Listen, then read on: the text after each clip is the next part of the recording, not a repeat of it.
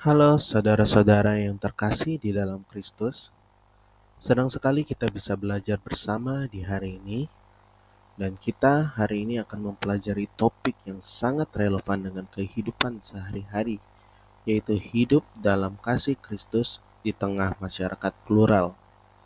Kita tahu masyarakat kita penuh dengan keberagaman. Ada banyak suku, budaya, agama, bahkan pandangan hidup yang berbeda-beda. Nah, di tengah keberagaman ini, Yesus memberikan perintah yang sangat jelas di dalam Yohanes pasal yang ke-13 ayat 34 sampai 35. Di sana dikatakan, "Aku memberikan perintah baru kepadamu, yaitu supaya kamu saling mengasihi. Sama seperti aku telah mengasihi kamu, demikian pula kamu harus saling mengasihi.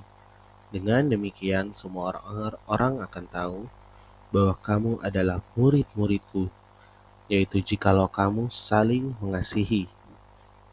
Dari sini kita bisa mengerti bahwa kasih Kristus bukan sekedar ajaran tambahan saja, melainkan sebuah identitas utama yang harus dimiliki oleh sebagai pengikut Kristus.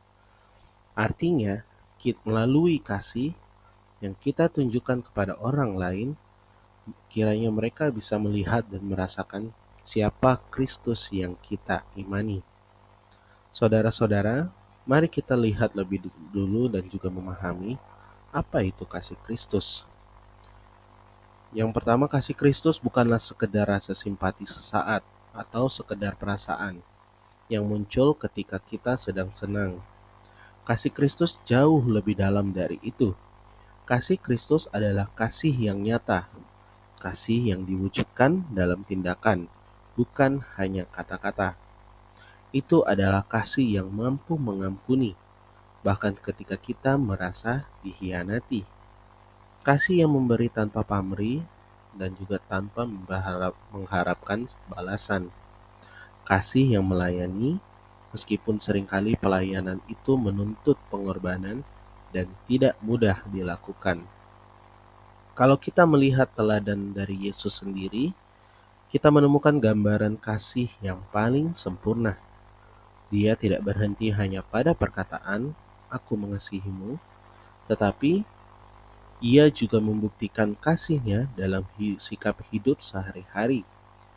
Ia menyembuhkan orang sakit, memberi makan orang lapar, memperhatikan mereka yang tersisih, dan mengampuni mereka yang berdosa. Dan puncaknya, ia rela menyerahkan nyawanya di kayu salib untuk kita semua. Inilah perbedaan utama antara kasih Kristus dengan kasih yang sering didefinisikan oleh dunia.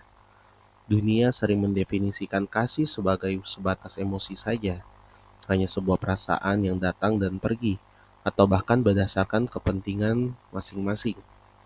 Dunia bisa berkata, "Aku mengasihi," selama itu menguntungkan bagi dirinya. Tetapi kita, sebagai orang yang percaya dan dipanggil untuk hidup serta bergerak dengan kasih Kristus, kasih yang bertahan dalam segala keadaan itulah yang membuat kita mampu menghadapi tantangan yang telah diajarkan oleh Kristus Yesus kepada kita. Dan disinilah letak keistimewaan kita, yaitu kasih Kristus bukan hanya untuk kita nikmati secara pribadi.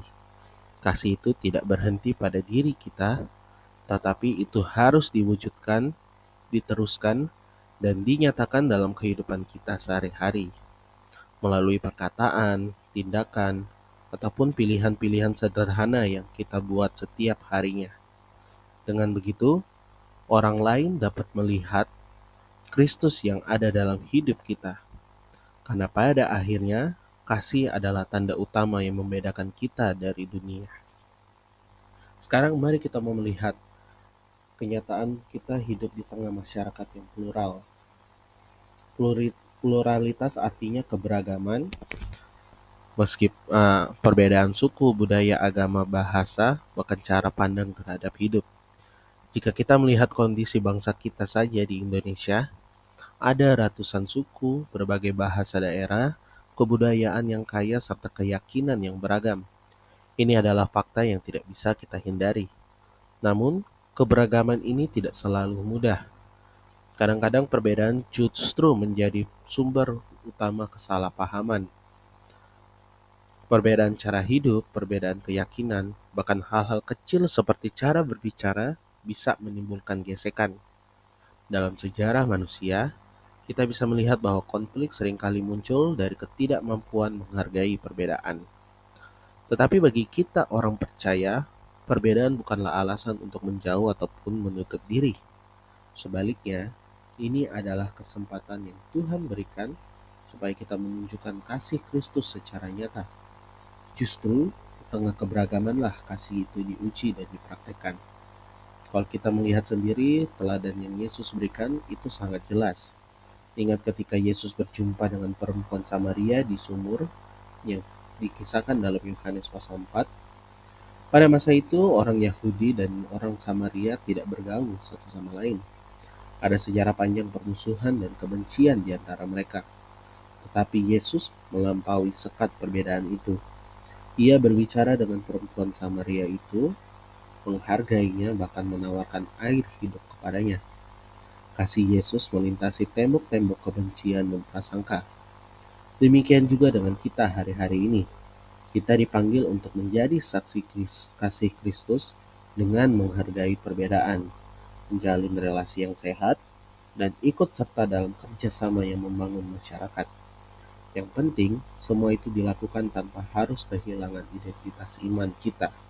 Kita tetap teguh di dalam Kristus, tetap terbuka untuk mengasihi semua orang. Jadi mari kita lihat bahwa pluralitas ini bukanlah sebagai penghalang, melainkan sebagai ruang yang luas bagi kita untuk memperlihatkan siapa Kristus lewat kasih yang nyata. Keberagaman adalah kesempatan, bukan ancaman ketika kita berjalan dalam kasih Kristus. Lalu bagaimana caranya biar kita bisa sungguh-sungguh hidup dalam kasih Kristus di tengah perbedaan?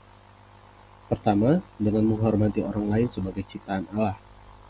Setiap manusia, siapapun dia, apapun suku, budaya, status, ataupun agamanya, diciptakan segambar dan serupa dengan Allah. Itu berarti mereka punya nilai yang sama dan layak untuk dihargai. Menghormati orang lain bukan hanya soal sopan santun, tetapi sebuah pengakuan bahwa mereka adalah karya Tuhan yang berharga. Lalu yang kedua, menolong tanpa diskriminasi.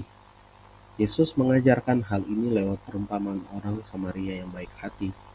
Orang Yahudi dan Samaria waktu itu saling bermusuhan, tetapi orang Samaria itu tetap menolong korban yang sedang terluka di jalan. Kasih yang sejati tidak membedakan siapa yang layak ataupun tidak.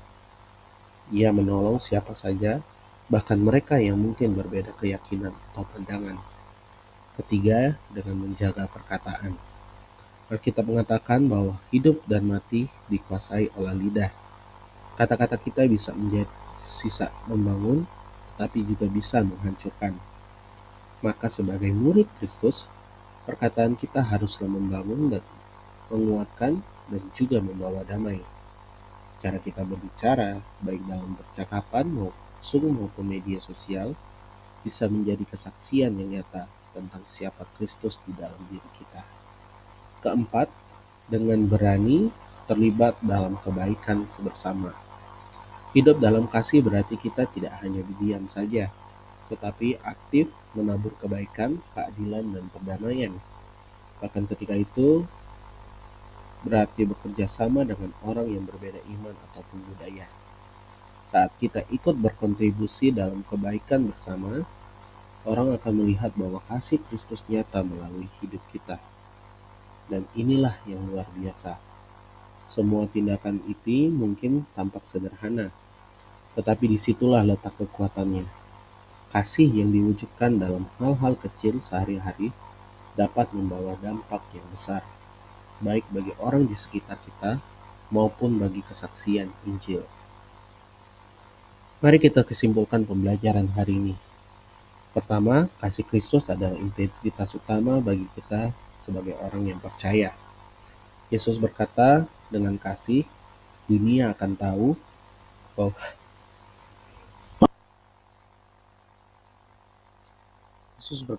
dengan kasih, dunia akan tahu bahwa kita adalah murid-Nya.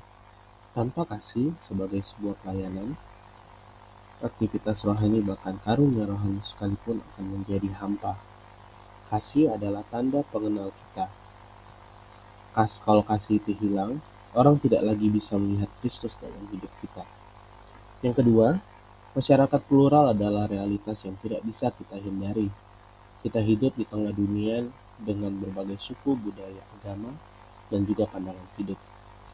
Keberagaman ini di satu sisi bisa menimbulkan tantangan bahkan konflik, tetapi justru disitulah Tuhan memanggil kita untuk hadir, untuk menjadi pembawa kasih-Nya. Kehadiran orang percaya di tengah pluralitas adalah kesempatan emas untuk menyatakan Injil, bukan hanya lewat kata-kata, tetapi juga dengan perbuatan lewat kasih kita yang nyata. Ketiga, hidup dalam kasih berarti menghargai perbedaan tanpa kehilangan iman.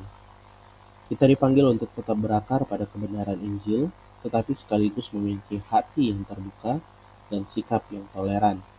Dengan cara ini, kita bisa menjadi pembawa damai tanpa kehilangan identitas kita sebagai pengikut Kristus. Dan terakhir, tindakan kasih sederhana memiliki dampak yang besar. Kasih bukan hanya perkara-perkara besar, tetapi justru seringkali terlihat lewat hal-hal kecil yang kita lakukan setiap hari. Hal-hal sederhana ini mungkin terlihat biasa saja, tapi bagi orang lain, itu bisa saja menjadi sumber penghiburan, kekuatan, bahkan titik awal untuk mengenal kasih Kristus.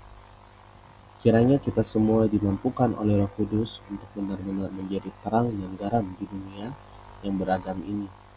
Dengan cara inilah, kasih Kristus bukan hanya menjadi teori atau kata-kata indah, tetapi nyata dan dirasakan oleh semua orang. Terima kasih.